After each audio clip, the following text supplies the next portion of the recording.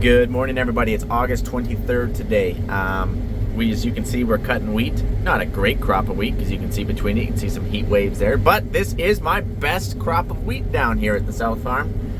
This particular field tagged an extra rain, and it's running right around that 25, 28 bushel. We'll see when the field is completed here. But yeah, I'm pretty stoked about it.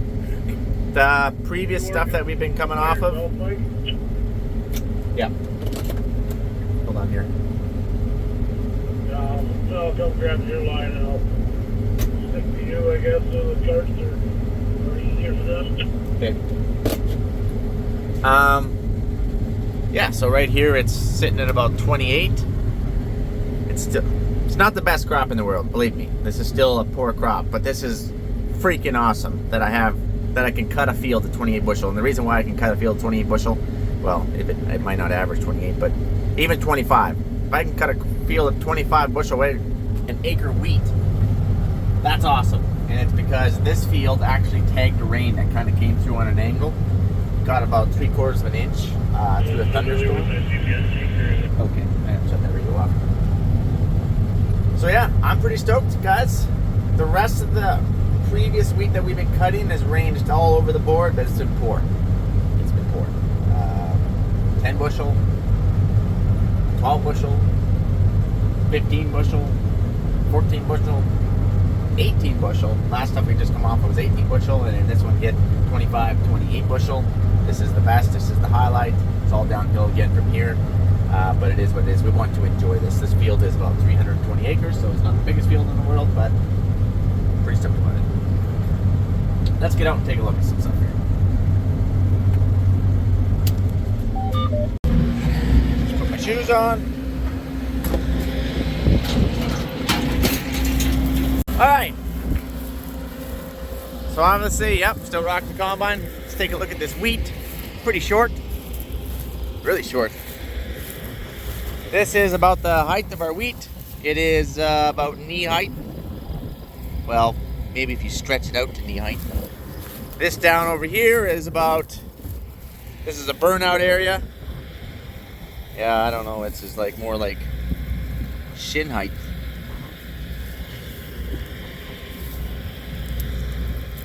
Head size, it isn't too bad, which is the reason why it's giving us a little bit of yield, because there's definitely no stand here. We're gonna keep this one, throw it in the header, because, you know, this is the profit right here.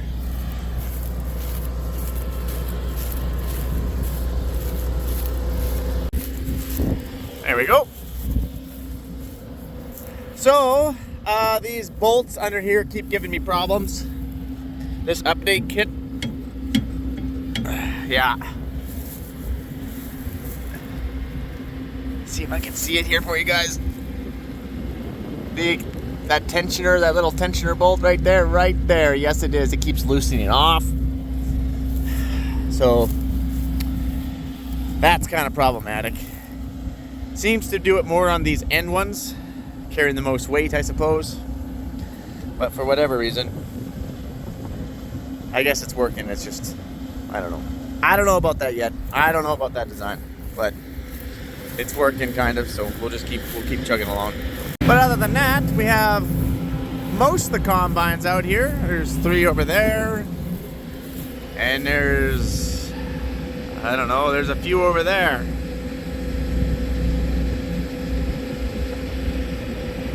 Oh, sorry. So there's a few combines kicking around. Makes it entertaining when you're only on a... Whoa, there's a mouse. Wow. Where'd he go? You gotta be careful right there. You gotta be careful of those things. They'll freaking bite your whole leg right off. You'll die. You'll die with one of those. Jump up on here. This is kind of harder to get up on now.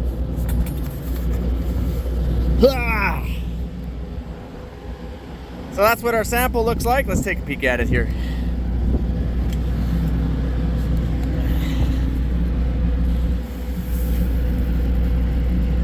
So this is hard red spring wheat.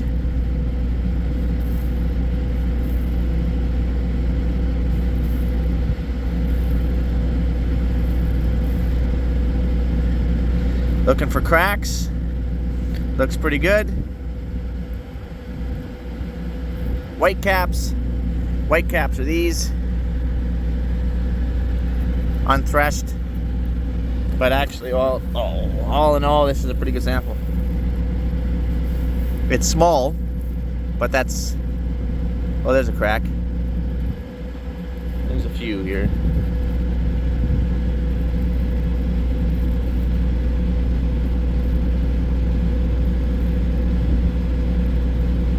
Couple cracks. Pretty good though. Not bad.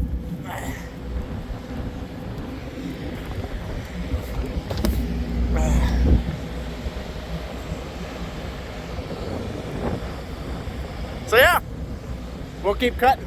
Let's chow down on some more wheat. Alright, just firing up here. So update on my other combine, the S series, the one that we had to buy about $20,000 worth of parts for. It actually went up, it's about $25,000 worth of parts. We had to get the new bubble up auger as well. So anyways, that's done. And it's out here, it's combining, and it's rolling. And thankfully that it probably only took us an actual day and a half. We actually had to go back and wait for some more parts, but fixing time, probably a day and a half of just messing around, tearing it down, putting some new stuff back in. Probably could have done it all in one day, but Donovan, who was kind of taking lead on it, he kind of got sick on us, not his fault. And then the rest, he didn't come to work the next day because he was just puking and everything, like just sick. And none of us wanted him to come to work because none of us want the biblical plague that he had. So the rest of us were all scratching our head trying to figure out, you know, it's difficult standing back in or working on something that someone else has already been tearing apart because, you know, they already have how they've taken it apart, and you're trying to figure out what they did with all the bits and the pieces and stuff. So, but we got it. We figured it out. So this would be the test. As we say, we have tailgate warranty around here. Once you lose sight of the tailgate or the tail light, there is no more warranty. We're going to find out here. It's been going for about 30 minutes. I feel like if something was going to go, it would have went by now. But if you excuse me, left a bolt or a nut loose, you would be finding that pretty dang quick. So that's the update on that. It is rolling. It is fixed so far, and things have been chowing along. Although on one of our John Deere headers, another update on that. One of the 645s, the pump went. Remember when I said that it's kind of a John Deere thing, that the hydraulic pump that runs the header? Yeah, it piled. Classic. So we went back to the Honeybee, picked it up, and started going with the Honeybee. And really, we could just run the Honeybees now because we're on cereals. So maybe we will. But we're down to pulses, and that's the reason why we wanted the 645s. Is for our pulse work. And our really poor cereals, I should say. This is good crop, so this is, you know, we're 25 bushel crop here. This is good crop. But when you get down into 10 bushel crops, less, then yeah, it's still nice to have the Deere header. Smaller transmission plate. Mike, if you have a bunch of combines on the field, which you do, I see 1, I see 2, I see 3, I see 4, I see 5. What's your guys' plan or pattern here? Because you guys got stuff all over the place, and that is a very good question. The plan and the pattern, or, you know, sometimes we actually do have a method to our madness. Like sometimes, like, let's not get carried away here. But normally this is a mile long. We'll cut it right in half, and we'll work, say, 4 or 5 combines on that side, and say 4 or 5 combines on this side, and then we'll have a cart servicing each side. Is kind of how we do it. Now, everyone's skipping passes. That one's a Honeybee right now. He's rocking the 50-foot Honeybee. And so us 50s need to stay together so we can jump passes. The rest of them are all 45s, and they need to stay together so they can jump passes. So we always jump and skip passes. How tight we remain as a combine fleet completely depends on how good the crop is. This is 25, so we're going to stay fairly tight. If we ever ran into some 50s, we would be very, very tight. Like, we would actually open it up and work the combines back and forth this way, so that way the carts had free access everywhere to pick up combines. We'd be far more structured. But when you're typically combining 15 these last couple of years, right? Didn't cut that last year. But it's just go and fill your hopper, and then once you get bored, dump. Once you get bored. Enough about that.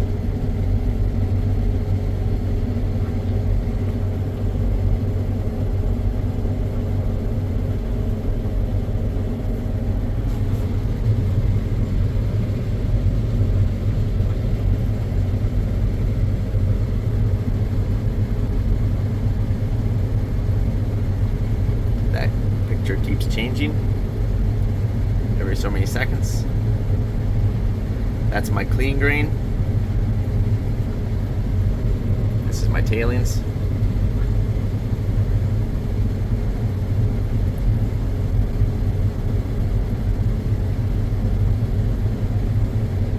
This is both, I guess.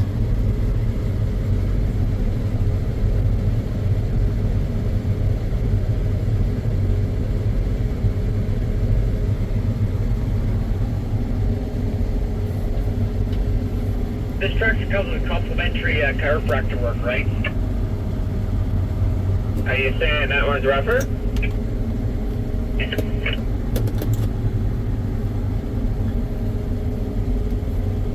Oh, you haven't seen nothing there, little Jakey. Jake just jumped off the 930 with 1300 bushel wheeled cart and jumped on the 560R T 2-track. Remember, Jake, grain co-operators are like politicians. They don't matter. Oh, that was good. Oh, It's actually pretty funny, but I don't really think that's true, but okay. that's funny. Oh man. So anyway, his cart broke down. So we had another 2000 because Dad picked up another 2000. So we have the two 2000 carts right now. One's on Terry's 4-track tractor, I believe, and the other one is on the RT 2-track. I think we're gaining on, who is that? I think that's Jared. You get a wiper on your back window that's literally right dead center.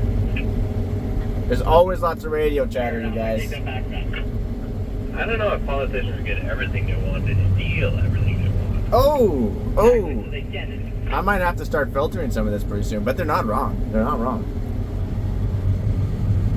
See if I can't zoom in on some of this stuff. Oh, my windows are a little dirty. Maybe you can't see nothing anyway.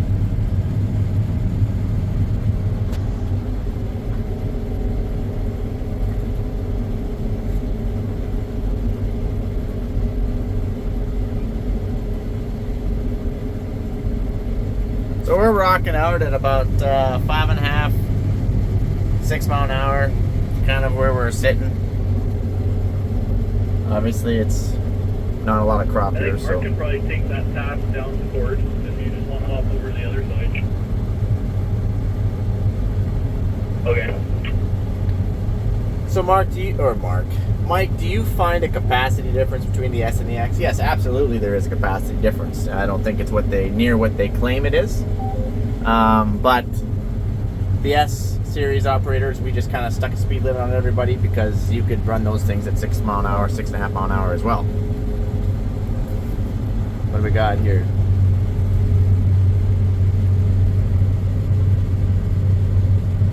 All right, let's go find somewhere else we can cut here. Jared's gonna clean that up on his next pass back. Okay, we got combines going all over the place here.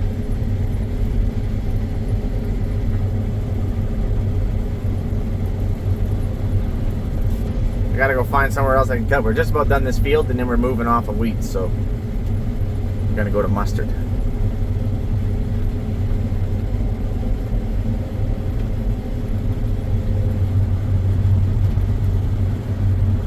Mike, why don't you shut your header off? That's a good call. That was a good. I'm too close now. I should have, though. I'm too close.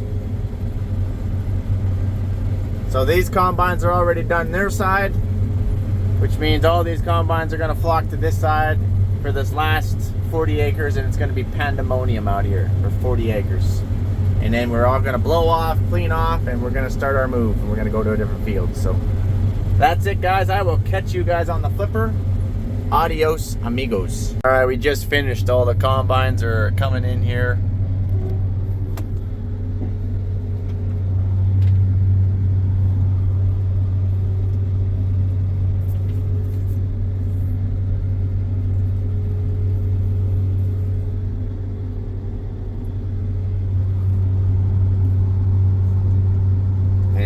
we're waiting on some trucks to show up. Combines are only as efficient as the trucks that can keep it away.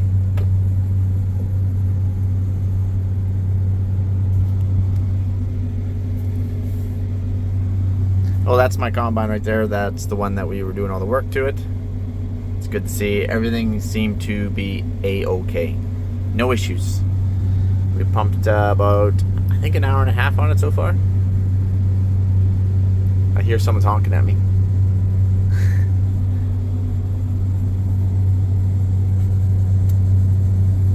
Everyone and their horns are around this camp, you guys. Everyone's always honking their horns for something. And then when someone actually honks their horn for a reason, everyone just doesn't pay any attention to it.